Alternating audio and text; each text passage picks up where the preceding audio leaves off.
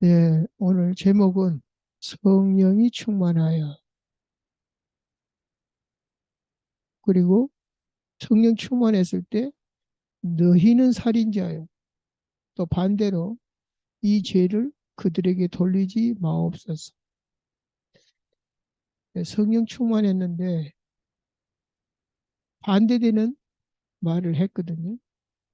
그 의미를 우리가 어, 느껴봐야 되겠습니다. 오늘 음, 오늘은 사도행전 7장인데요. 52절, 55절을 인용했습니다. 우리가 그 성령 충만에 대해서 어, 많이 예, 알고 있습니다. 대부분 교리적으로, 지식적으로 끝이 납니다. 나는 좀 열심히 있는 사람은 교리적 만족, 지식적 만족으로 끝이 납니다. 어, 에베소서 4장 13절에 보면 믿는 것과 아는 것이 하나가 되어 온전하라 그래요. 오늘날 성령 충만이 온전치 못하기 때문에 교회가 어려움을 당하고 또 성도들도 어려움을 당합니다. 성령 충만이 삶의 능력과 희열로 예, 적용되지 못한다는 것이죠. 어, 다시 말하면 성령 충만, 삶의 능력이 되고 삶의 희열이 되어야 되는데 다른 것으로 대체를 하고 있다. 그러니까 교리적으로 믿고 실제는 세상적인 것으로 대체를 하고 있다. 그래서 어, 신앙생활이 행복하지 못하고 어렵다 이렇게 말할 수가 있습니다. 어, 스데반이 성령이 충만했는데 너희가 십자가에 못 박은 이 예수에 대해서 말을 했고 또 많은 선지자들을 너희들이 죽였다. 에, 성령이 충만하고 지혜가 충만한 집사들을 세웠는데 그럼에도 불구하고 직설화법으로 감정을 건드렸습니다. 공부 좀 한 사람들은 어? 또 심리학을 전공한 사람들은 말을 왜 기분 나쁘게 할까 이렇게 말할 수 있습니다. 그러나 오늘 성령 충만한 지혜 충만한 스테반은 예, 직설화법을 사용했습니다. 그런데 이제 이 스테반만 그런 게 아닙니다. 사도행전 4장 19절에도 말합니다. 하나님 앞에서 너희 말 듣는 것과 하나님 말씀 듣는 것과 어느 것이 옳은가 판단해 보라. 대부분 직설화법입니다. 그리고 5장 29절에는 뭐라 그러냐? 사람보다 하나님께 순종하는 것이 마땅하지 아니하냐 이렇게 얘기합니다. 그러니까 이 양반들은 하나님의 말씀 체험, 성령 체험, 하나님 체험을 가졌기 때문에 담대하게 얘기한 것입니다. 만약에 그런 담대함이 없다면 다른 말하거나 비스무리한 말하거나 돌려서 말하거나 궤변을 말하거나 이렇게 하겠죠. 그도 그럴 것이 직설화법을 사용한 것이 스테반이 은혜와 권능이 충만하여 큰 기사와 표적을 민간에게 행하니 그랬습니다. 하나님의 표적을 나타내는데 민간에게 각 지역에서 오는 많은 사람들이 해당해서 어떤 자들이 일어나서 스데반과 논쟁을 합니다. 근데 이미 큰 능력과 하나님을 체험한 우리 스데반은 지혜와 성령으로 말함을 그들이 능히 당하지 못하여 그랬습니다. 그러니까는 이게 뭐 직설할법이냐 간접법이냐 이런 거 따지질 않았어요. 그냥 성령으로 말함을 그랬습니다. 우리의 지혜로 말함은 아니라 무슨 학문을 가지고 많이 배워가지고 경험을 가지고 얘기한 것이 아니라 보고 들은 것을 그대로 그냥 말할 수밖에 없었어요. 이는 사도행전 1장의 언약의 결과입니다. 그리스도가 모든 문제를 끝냈고 하나님 나라를 주셨고 성령의 권능으로 역사하시고 땅끝까지 증거주 증인되리라고 하신 그 언약의 결과가 2장 3장에 이어 계속해서 나타납니다. 이는 오늘 서론에 보면 사도행전 1장의 언약과 기도의 결과라고 얘기를 합니다. 이제 언약이 내 것이 되려면은 그 언약을 붙잡고 기도하는 사람이 믿는 것입니다. 우리가 믿는다고 했을 때는 뭘 믿냐? 언약을 믿습니다. 진짜 믿냐? 그 언약을 잡고 기도하는 것입니다. 오직 성령이 너희에게 임하시면 너희가 권능을 받고 땅끝까지 내 증인이 되려 했는데 지금 일장의 언약이 계속 성취되는 현장을 가지고 있습니다. 그러니 성령 행전이라고 말할 수밖에 없죠.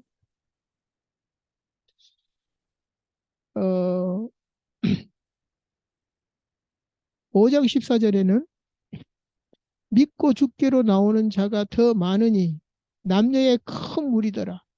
심지어 병든 사람을 메고 거리에 나가 침대와 요 위에 누이고 베드로가 지나갈 때에 혹 그의 그림자라도 누구에게 덮일까 바라고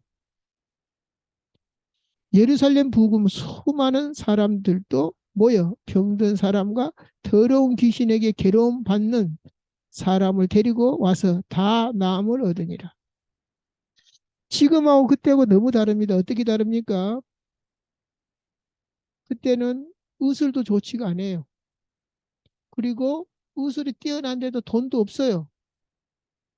그러면 그냥 생으로 죽어야 돼요. 지금은 귀신 들리갖고 막 점을 치면 인권이다 그래가지고 옹호해주고 또 정신적으로 힘든 사람 있으면 약을 가지고 막 통제를 하고 그것도 안 되는 사람은 정신병원에 가둬놓기도 하고 이렇게 해서 가족들이 숨을 쉬고 사회 질서를 유지해 나가고 있지만 그때는 그런 시설도 제도도 없었습니다. 그냥 저주받은 거예요. 어려움 오면. 심지어 가난도 저주받은 건데요. 너무 지금하고 상황이 다릅니다. 그러니 오직 예수 할 수밖에 없죠. 지금 사람들은 인생을 카드 돌려막기식으로 살고 있습니다. 이거에 의지하고 저거에 의지하고 뭐. 심지어 사기치는 사람도 있고. 그런데 6장 7절에 보니까 하나님의 말씀이 점점 왕성하여 그랬습니다. 예루살렘에 있는 제자의 수가 심히 많아지고 허다한 제사장의 무리도 제사장의 무리가 뭡니까? 예수님을 극렬히 반대했던 사람들입니다. 그런데 이 도에 복종했다 그랬어요. 예수님 때는 제사장들이 복종 안 했어요. 근데 이제 그것을 봤을 때 우리 주님께서 뭐라 그랬습니까? 성령이 오시면 내가 하는 일을 너희도 할 것이 이보다 더 큰 일도 하리니 그랬습니다. 그리고 아버지께서 나를 보내신 같이 나도 너희를 보낸다 하면서 성령을 부어주셨어요. 그래서 오늘 본론에 스테반이 성령이 충만하여 그랬습니다. 오늘 제목대로 성령 충만하니까 두 가지로 나타납니다. 식설화법으로 너희가 예수님을 죽이고 많은 사람들을 살인자가 되었다고 말하고 또 그들에게 이 죄를 그들에게 돌리지 마옵소서 그랬습니다. 우리가 이것을 볼 때에 같은 성령이지만은 이제 그 우리가 어떤 걸 적용시켜야 되겠냐 이거죠. 자, 먼저 애우내환이라고 있습니다. 그리고 우환이 많다 그럴 때는 걱정심이 많다를 우환이 많다 그럽니다. 애우내환은 뭐죠? 외적으로 걱정이 있고 내적으로 근심이 있는 것을 이제 사자성어로 애우내환이라 합니다. 이제 이 사람들은 막 이렇게 숫자가 많아지니까 헬라파 유대인도 생기고 히브리파 유대인도 이렇게 이제 같이 이방인들랑 같이 있게 되었는데, 근데 문제는 뭐냐면 구제품 가지고 싸움이 났어요. 히, 이제 헬라파 가부들이 구제에서 빠지니까 히브리파 그 크리스찬들을 원망하게 되었습니다.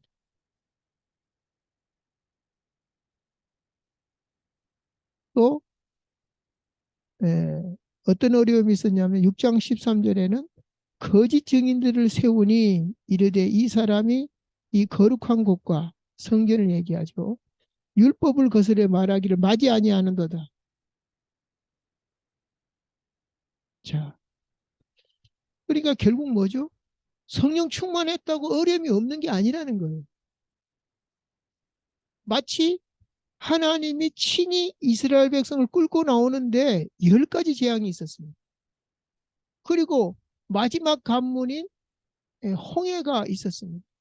그래서 저 사람 은혜 많이 받았다더니, 저 사람 성령 충만했다더니 왜 저런 어려움이 있죠? 그러면은 에, 많이 부족한 거죠.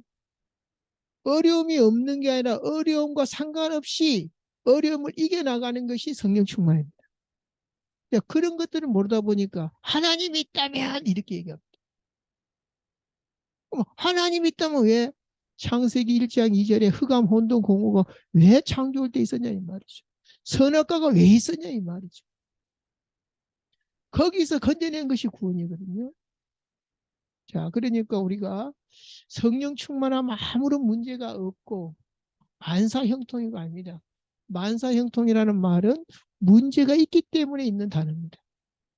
문제가 없는데 형통이라는 단어가 성립하지 않습니다. 천국에 형통이라는 단어가 있을까요? 없습니다. 왜? 문제가 없으니까. 그래서 오늘 제가 제목을 성령 충만한 스테반이 어떤 일을 했고 어떻게 어려움을 당했고 어떻게 승리했는가가 다 나왔다 이 말이죠. 그래서 우리는 깨어서 기도하지 아니하면 기회인지 축복인지 어려움인지 뭔지 응답인지 알 턱이 없습니다. 그래서 불신자는 아예 안 믿는 거고요. 믿는 사람들까지도 흔들린다는 것이죠. 자, 똑같은 성령입니다. 그때 성령이나 지금 성령이나. 예수님이 그 성령에 대해서 뭐라고 말합니까? 예수님마저도 성령이 내게 임하였으니 누가복음 4장에 이제 공생애를 시작할 때 그 얘기를 합니다.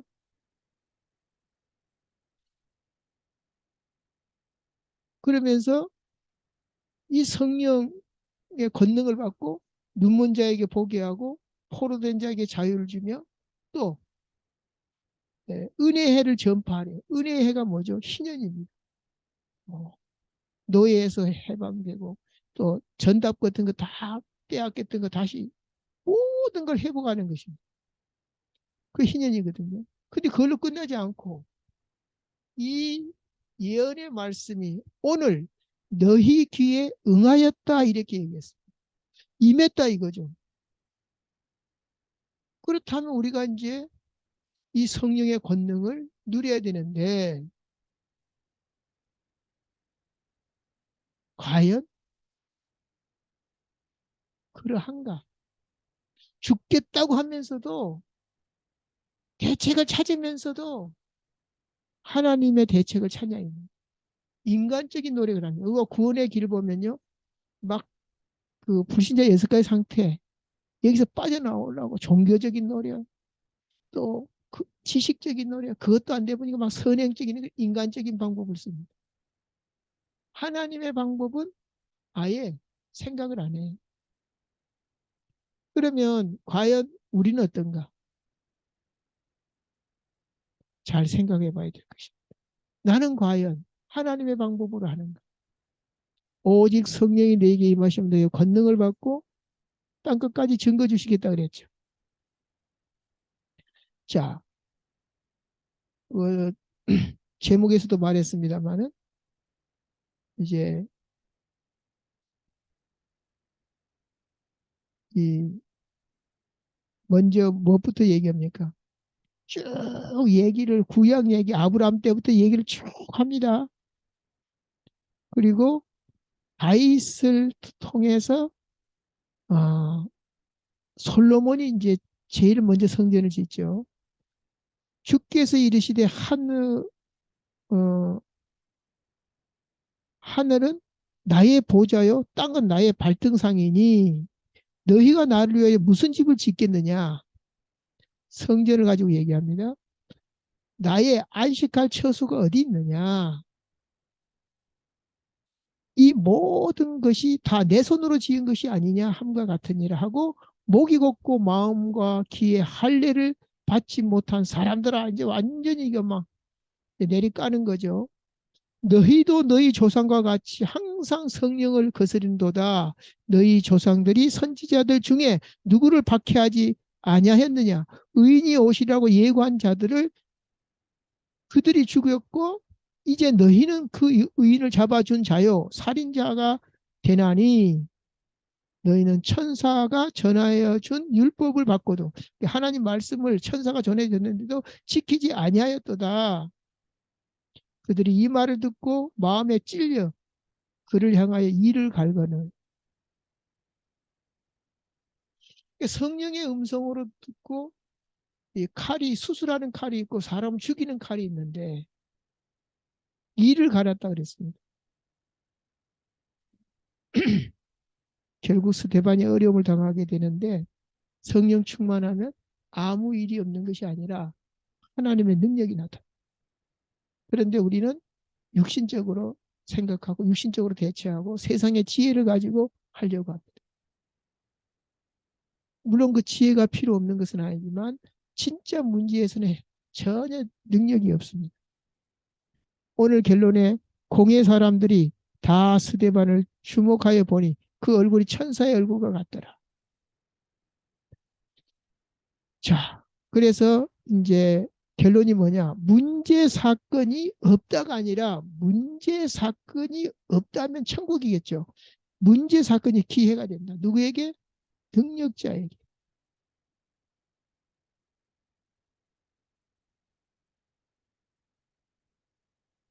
능력자에게. 그럼 누가 능력자냐 이 말이죠.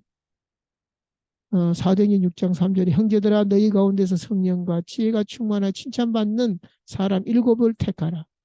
우리가 이 일을 그들에게 맡기고 우리는 오로지 기도하는 일과 말씀 사역에 힘쓰리라 하니.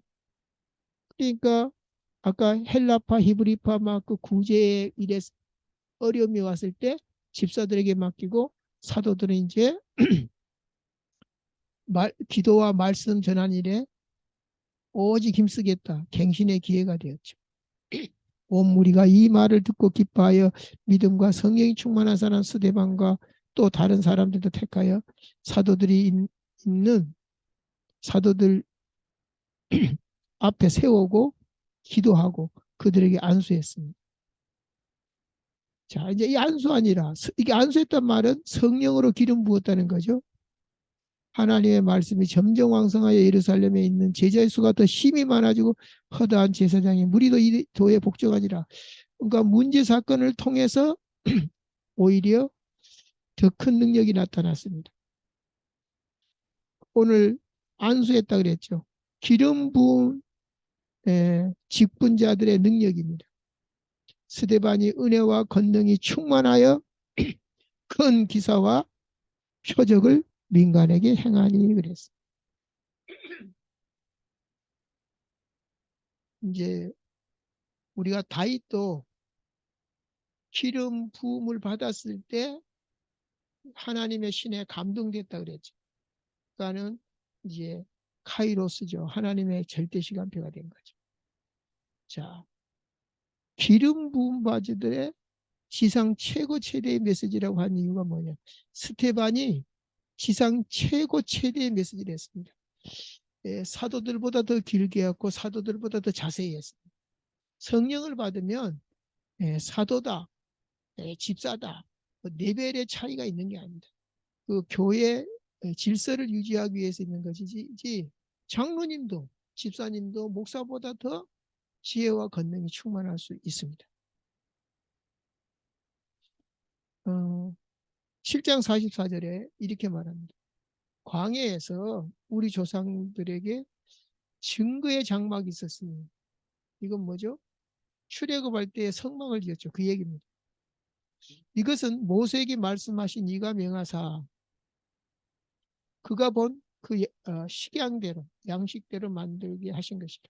우리 조상들이 그것을 받아 하나님이 그 앞에서 쫓아내신 이방인의 땅을 점령할 때에 여호수아와 함께 가지고 들어가서 성막을 얘기하죠.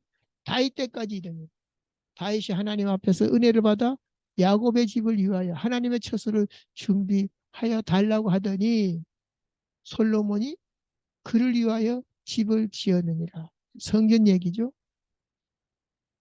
자, 지금 계속 이 메시지가 엄청 깁니다. 스데반이 지금 한 설교죠. 그러나 지극히 높으신 이의 이는 손으로 지은 곳에 거하지 아니하시나니 선지자들이 말한 바 주께서 이르시되 아까 말했죠.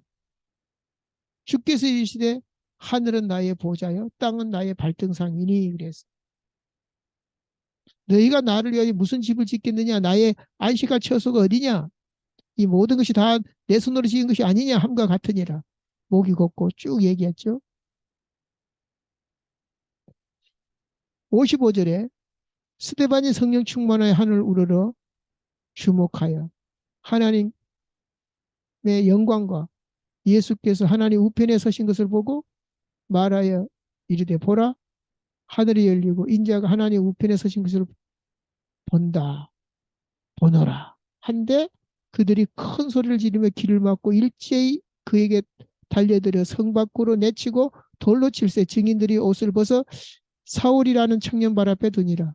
그들이 돌로 스데반을 치니 스데반이 부르짖어 이르되 주 예수여 내 영혼을 받으시옵소서 하고 무릎을 꿇고 크게 불러 이르되 주여 이 죄를 그들에게 돌리지 마옵소서 하고 자니라. 그랬습니다. 자, 오늘 제목이 뭐죠? 성령 충만하여 그랬습니다. 성령 충만하니까 어떻게 말했어요? 너희가 살인자다. 그리고 죽을 때는 이들의 죄를 그들에게 돌리지 마옵소서 그랬습니다. 자, 그러니까 이 사람들이 머리가 나빠서 직설화법을 하는 게 아니고 성령이 충만하여 항상 하나님이 역사할 때마다 사도행전 전체가 성령이 충만하여 뭐 귀신을 쫓아낼 때도 그러니까 여러 가지 능력을 행할 때 앞에 붙는 수식어가 바울이 성령이 충만하여 성령 충만한 스데반이 그러니까 성령이 나옵니다. 성령이 시키시는 일 성령의 보내심을 받아 사도행전 13장에 나옵니다. 그래서 아까 말씀드린 대로 그럼에도 불구하고 문제가 없냐? 있습니다. 있어도 그것이 하나님의 뜻을 이룹니다. 저는 어려움 안 당하려고 성령 충만했고 어려움 안 당하려고 기도를 했거든요. 그런데 이제 신앙생활 하면서 이제 느낀 것이 아 문제가 없는 것이 아니구나. 근데 이제 그 문제가 되면 안 되겠죠. 예를 들어서 비근한 예로 빌립보서 1장 14절에 바울이 하는 얘기입니다. 형제 중 다수가 나의 매임으로 바울의 얘기죠. 나의 매임 지금 감옥 안에 있는 걸 얘기하죠. 나의 매임으로 말미암아 주 안에서 신뢰함으로 겁없이 하나님의 말씀을 더욱 담대히 전하게 되었느니라. 이게 다수라는 말은 많은 사람들이 바울이 그런 고난을 당하는데도 그걸 보니까 너무 은혜가 돼가지고 도저를 받고 담대히 그러니까 바울이 매임이 매임으로 끝나지 않은 거죠. 심지어 빌립보서 1장 20절에는 나의 간절한 기대와 소망을 따라 아무 일에든지 부끄럽지 아니하고 지금도 전과 같이 온전히 담대하여 살든지 죽든지 내 몸에 그리스도가 존귀하게 되려 하려 하나니. 그러니까 어려움 안 당하려고 기도한 게 아니라 어려움 안 당하려고 성령 충만한 것이 아니라 바로 이러한 능력을 받으려고 기도하는 것이고 이 문제를 해결하려고 성령 충만 받는 것이라는 사실을 우리는 알아야 되겠습니다. 빌립보서 1장 17절에 그들은 나의 매임에 괴로움을 더하여 준 줄로 생각하여 순수하지 못하게 다툼으로 그리스도를 전부 경쟁적으로 우리가 막 어디죠 막 순복음교 뭐 성결교 막 신대교 막 이렇게 찢어졌잖아요. 근데 바울의 입장은 뭐냐? 순수하지 못하게 그렇다로 그리스도를 전파할지라도 이나저나 무슨 방도를 하든지 전파되는 것은 그리스도니 이로써 나는 기뻐하고 또한 기뻐하리라 그랬습니다. 어, 바울이 어떻게 이게 가능할까요? 물론 성령 충만하니까 그러겠지만은 좀 인간적인 표현을 쓰자면 저는 이렇게 표현하고 싶어요. 열애했기 때문에 주님과 열애했기 때문에 주님만 높아지면 된다. 열애는 불평이 없습니다. 사랑하면 불평이 없습니다. 우리가 가끔 뭐 금쪽이라는 그런 프로를 보는데 에, 사랑으로 한다고 하지만은 방법적으로 그 아이는 사랑을 못 느끼고 예, 엄한 것만 자기를 괴롭게 한 것만 나타난다는 거죠. 그 배경에는 사랑은 안 보이고 또 부모도 사랑은 또 한다 하지만은 또 그 사람 속에 상처가 있기 때문에 겉으로는 사랑이지만 속으로 또 상처가 있어서 이건 인간은 참 이게 자기도 속고 있으니까 잘 모르는 이유. 그래서 어쨌든 결론은 사랑이 사랑이 돼야 된다. 네가 이러니까 저러니까 이거는 에, 다른 이유를 대는 거는 참 사랑이 아니죠. 여기서 이렇든 저렇든 그리스도가 전파되니 나는 괜찮다. 그게 진짜 사랑이죠. 진짜 주님을 위한 거죠. 그래서 우리는 말을 할 때 내가 하는 행동을 통해서 스스로 누가 지적 안 해도 진단을 해봐야 됩니다. 왜 그 말을 하지? 저는 그거 많이 합니다. 아, 내가 속에는 이런 게 있어서 그런 말을 하는구나. 그런 반응을 하는구나. 어떤 또 에, 상대방이 화나게 할 때도 액면 그대로 하는 게 아니라 사탄이 지금 역사에서 나를 성령 충만하지 못하게 하고 뭐 설교하는데도 방해하려고 이렇게 전환을 안 시키면 전환 안 됐다는 것은 뭐죠? 거기에 마음을 두고 있다라는 거고 그 마음은 지금 마귀에게 빼앗기고 있다라는 그런 식으로 이게 해석하고 전개해 나가지 않으면 계속 고통당합니다. 그리고 옆에 사람까지 고통을 줍니다. 왜냐? 영적으로 생각 안 하니까. 보통의 경우는 성경에 보면 이렇게 나오잖아요. 네 집안 식구가 원수니라. 그 말은 집안 식구를 원수로 대하고 원수처럼 그런 뜻이 아니고 가까이 있기 때문에 불편하거든요. 사람이 하나님 아니기 때문에 실수도 할 수도 있고 영적 문제 있을 수도 있고 그러니까 예, 가까운 사람이 예, 영향을 주기 때문에 집안 식구가 원수다 그랬어요. 그래서 어쨌든 우리가 가까울수록 더 영적으로 봐야지 가까울수록 영적으로 안 보거든요. 그러니까 계속 제발 산발 하면서 손해를 보는 것입니다. 우리가 인정하기 싫어도 인정해야 된다 이런 말이 있는데 이 성령의 역사와 사탄의 역사에 대해서 더욱 그래야 됩니다. 조신 하나님 감사합니다. 오늘 또 스테반이 성령 충만해요. 모든 것을 정복하고 이겼습니다. 이제 우리가 기도해야 될 이유, 성령 충만해야 될 이유가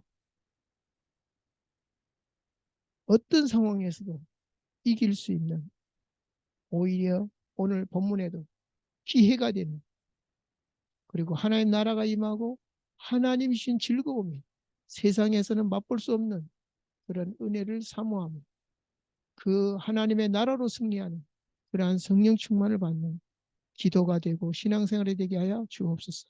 그리스도 되신 예수님의 이름으로 축복하고 기도하옵나이다. 아멘.